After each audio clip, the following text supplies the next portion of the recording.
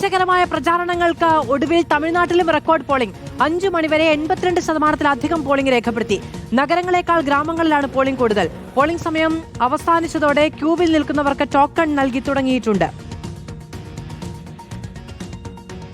ആദിൽ പാലോട് വിവരങ്ങളുമായി ചേരുകയാണ്. അതിൽ പെരമ്പൂരിലടക്കം വലിയ തോതിലുള്ള പോളിംഗ് ഉണ്ട് എന്നുള്ളതാണ് ലഭിക്കുന്ന വിവരം. തമിഴ്നാട്ടിൽ കഴിഞ്ഞ തവണത്തേക്കാൾ വമ്പിച്ച പോളിംഗ് രേഖപ്പെടുത്തുമ്പോൾ ഇത്തവണ ടിവികെയുടെ സാന്നിധ്യമടക്കം ശ്രദ്ധേയമാകുന്ന ഇടങ്ങളാണ്.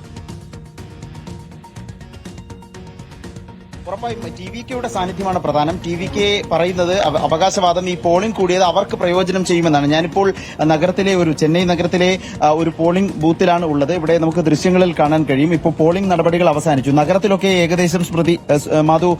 ഏകദേശം പോളിംഗ് അവസാനിച്ച് ഇത് അവസാന ഘട്ടത്തിലെ നടപടിക്രമങ്ങൾ പൂർത്തീകരിക്കുകയാണ്. ബൂത്ത് ഏജന്റുമാരൊക്കെ ഒപ്പിട്ട് നൽകി ഇത് സംബന്ധിച്ചുള്ള നടപടിക്രമങ്ങൾ പൂർത്തീകരിക്കുന്നതാണ് നമ്മൾ ദൃശ്യങ്ങളിൽ കാണുന്നത്. ഏറ്റവും പ്രധാനപ്പെട്ട കാര്യം റെക്കോർഡ് പോളിംഗിലേക്ക് തമിഴ്നാട് പോകുന്നു എന്നതാണ്. ഇളക്കി മറിച്ചുകൊണ്ടുള്ള നിർണായകമായ ഒരു തെരഞ്ഞെടുപ്പായിരുന്നു 3 മുന്നണികളെ സംബന്ധിച്ചിടത്തോളം. 5 മണിവരെ 82.24% ഇവിടെ പോളിംഗ് രേഖപ്പെടുത്തിയിരിക്കുന്നത്. 5 മണിവരെയുള്ള പോളിംഗ് മാത്രമാണ്. കഴിഞ്ഞ തവണ 2021 73% എന്നത് ഓർക്കണം. ഏതായാലും 5 മണിയാകുമ്പോഴേക്ക് 10% അധികം പോളിംഗ് രേഖപ്പെടുത്തിയിട്ടുണ്ട് തമിഴ്നാട്ടിൽ.